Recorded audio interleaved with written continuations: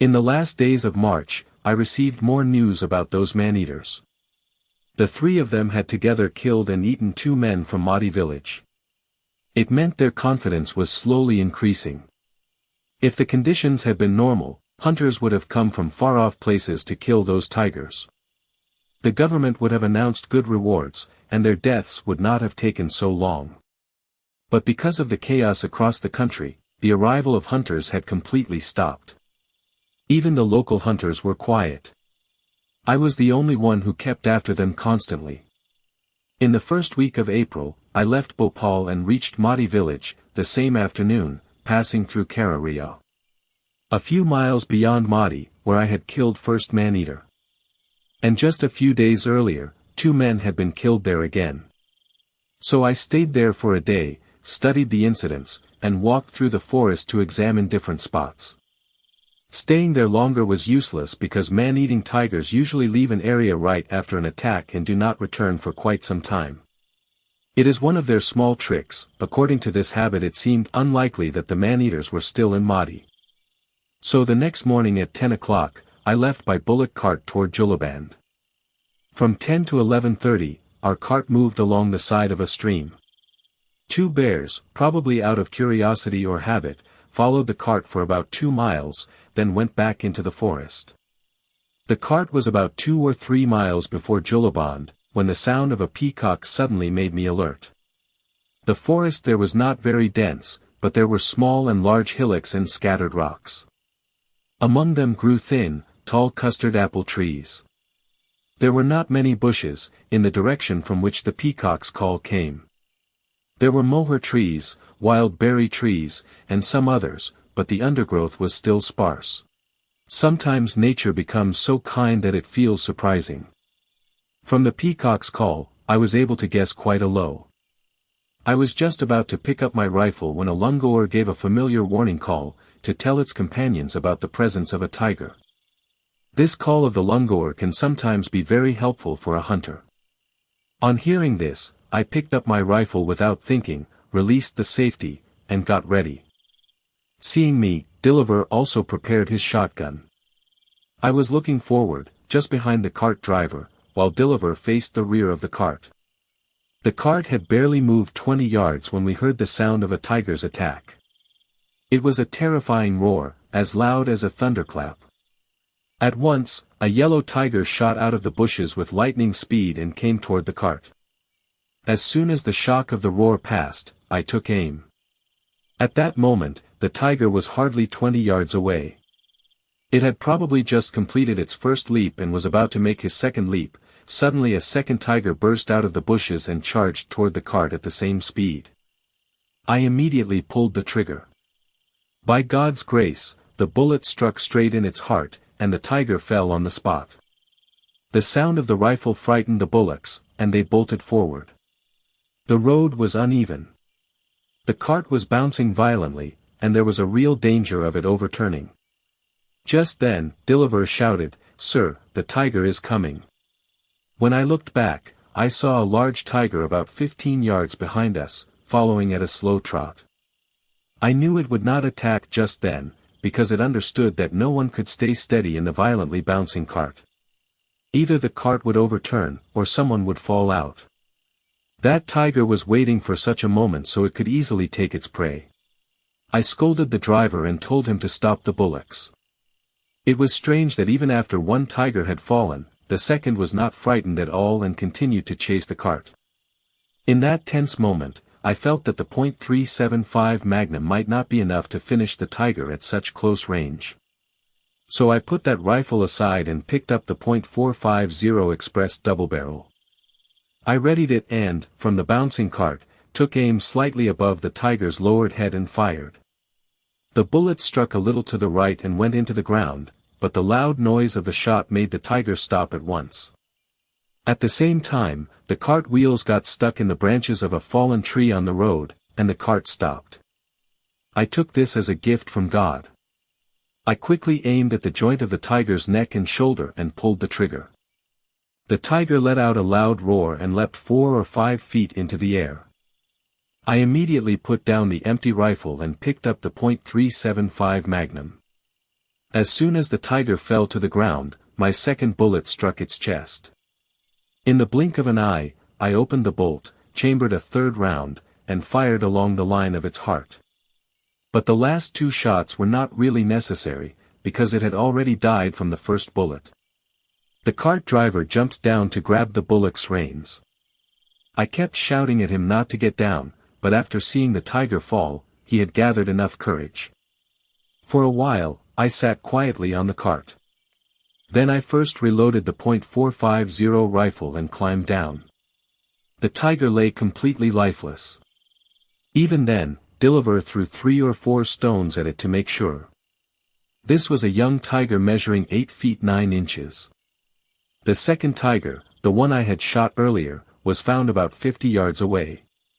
It was a strong tiger measuring 8 feet 6 inches. Their mother was probably not with them, or she had managed to escape. However, the real problem was that big tigress.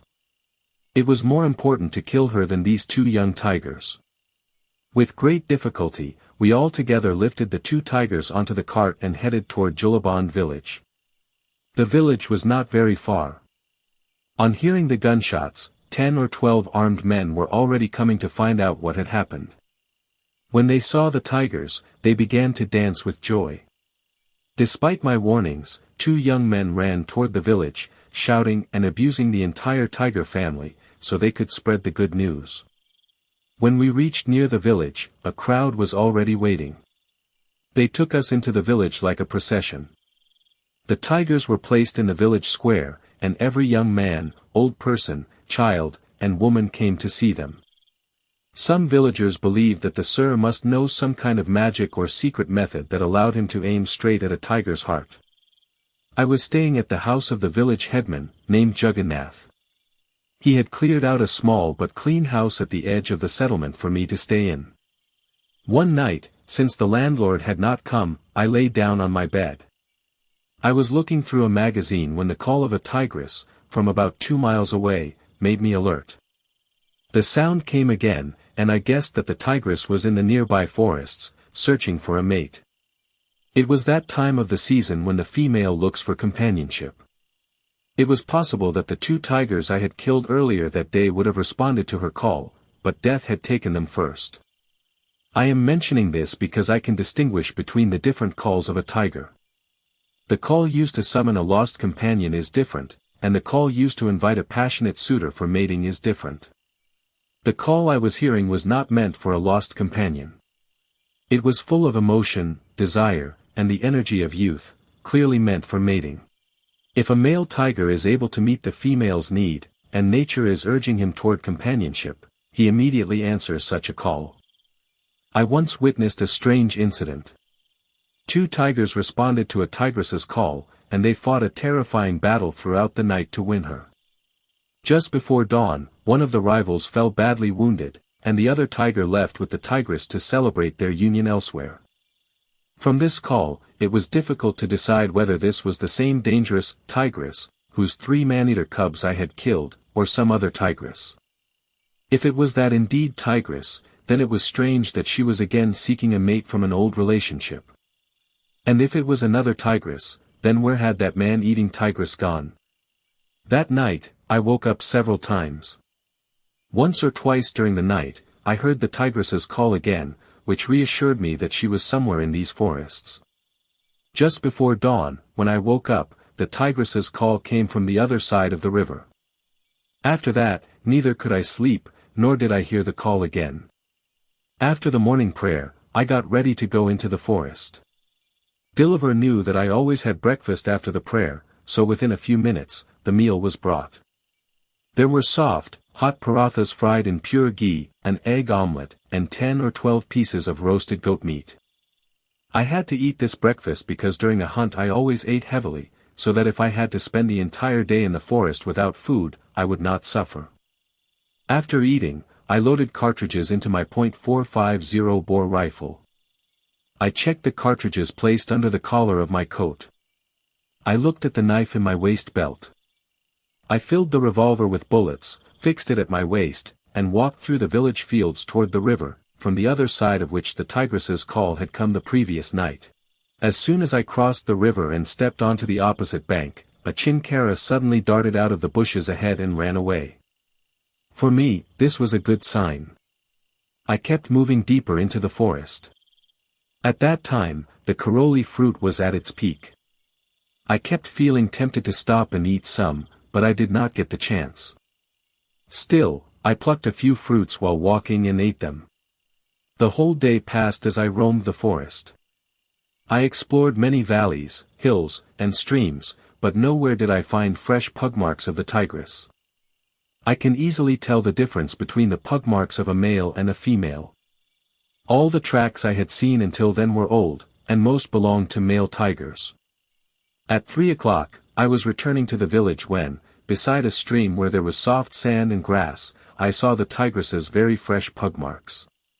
It looked as if something had been dragged along. The tigress had surely killed some animal and was dragging it away. I checked my watch, it was 3:10. Usually, this is not the time when a tiger hunts. But this tigress was not an ordinary one. She was a man-eater, and such behavior is expected from man-eaters. The pug marks and the drag marks continued forward in the soft soil of the streambed. Almost without realizing it, I began to follow the trail. Going inside a streambed is not without danger. Even while tracking an ordinary tiger, and especially a man-eater, you should never enter a stream with high banks, because at any moment the tiger might leap out suddenly. If that happens, escape becomes very difficult.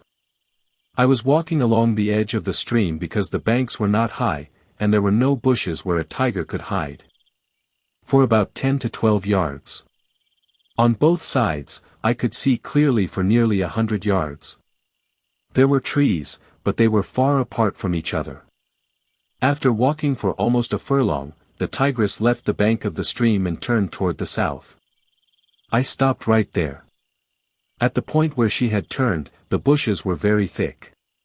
The low bent branches of Karanda trees means Bengal currant tree formed a wall, making it impossible to see beyond that point. Evening was approaching, and the village was no less than 4 miles away from there. For a few moments, I stood thinking, should I continue the chase or should I return? In the end, I decided it was better to go back. Still, I felt disappointed, because I had come very close to the tigress. If I had a little more time, it would have been easy to track her down and kill her. That night, the tigress did not call. I believe that after feeding well the previous evening, she moved to another area. The next day, I kept roaming in the forest, but I found no fresh pug marks. 5 days passed like this, and I started feeling restless. Finally, I bought a calf from the village. The lover and I took it into the jungle. Now only one method was left. About 3 miles southeast of the village, there was a stream, and beside it stood a peepal tree. A little distance from that tree, on an animal trail, I tied the calf and returned to the village. Early the next morning, I reached the spot hoping that the calf would have been killed. But the calf was completely unharmed. The lover untied it and let it graze, while I sat with my back against the trunk of a tree. We stayed there till afternoon. Then we tied the calf again at the same place and returned to the village. 7 days passed in hope and anxiety. One day, the tigress passed the calf twice, each time at a distance of only 4 yards. But for some unknown reason, she did not attack it. On the 8th day, frustrated, I had the calf untied and released it about 1.5 miles ahead, into a lush green valley. I sent Dilliver back to the village and spent the entire day hiding behind a tree, waiting. The calf itself was extremely unlucky, and fearless. In the evening, after grazing well, it calmly sat in an open area and began chewing cud. As evening approached, I started looking for a safe hiding place. There was no large tree nearby. Since the calf had settled there, it was necessary for me to remain within 25 yards. When I found no other option, I climbed onto a small custard apple tree and hid among its dense leaves. The branch I sat on was not very thick, but it could support my weight. All this took a lot of time, and by the time I settled on the branch, it was already dark. I was wedged between two branches, holding my rifle with both hands, watching the calf below. Time seemed to move incredibly slowly, as if the earth itself had slowed down. Once, 8 to 10 wild boars passed beneath the tree. They got frightened when they saw the calf and changed their path slightly before moving on. Surprisingly, the calf showed no fear, neither of the silence of the jungle nor of the passing animals. Perhaps it had seen me and knew that its protector was nearby. After some time, a porcupine passed by. Later, a mischievous bat kept circling around my head for a long time, troubling me. It was not wise to wave my hand to scare it away, so I stayed still and watched until it finally flew off on its own. Around 11 o'clock, I suddenly felt a sharp sense of danger. For no clear reason, my hair stood on end. In the starlight, the open ground ahead was clearly visible. Was the man-eating tigress nearby? I froze.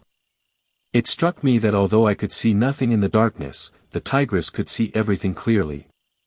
I tried to bend and look down, but it was impossible.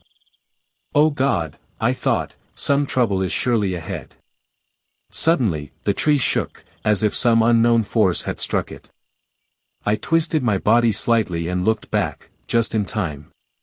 My eyes met the tigress's eyes, barely 3 feet below me. Her shining, terrifying eyes were slowly rising upward. Only one thing remained, that she would open her jaws, grab me by the hip, and pull me down. In that position, I could not fire normally. Holding the branch with one hand, I leaned sideways. I pressed the rifle butt against my shoulder, steadied it with great difficulty, and fired downward with both eyes open. The shot went off, and at the same moment, I lost balance and fell down with the rifle. The height was not more than 10 feet, so I suffered only minor injuries. As soon as I fell, I switched on my torch. Just 2 feet away lay the ferocious tigress whose name alone made people of this area tremble. I immediately took aim at the joint of her neck and fired a second shot. But the tigress did not move. The first bullet had already destroyed her brain. After the second shot, I felt as if all the strength had drained out of my body. I lay there for quite some time. After about 10 minutes, I regained my senses, reloaded the rifle, carefully examined the tigress in the torchlight, and then calmly walked toward the village so that I could finally sleep peacefully that night. The next morning, the villagers brought the tigress back. She was an old tigress, 9 feet 2 inches long, and at least 15 years old. One of her front teeth was broken, and her body was otherwise in good condition. The reason why she had become a man-eater could never be discovered. If you liked this story, then please hit the like button. And don't forget to subscribe and press the bell icon. We will soon be back with another terrifying story. Till then, take care.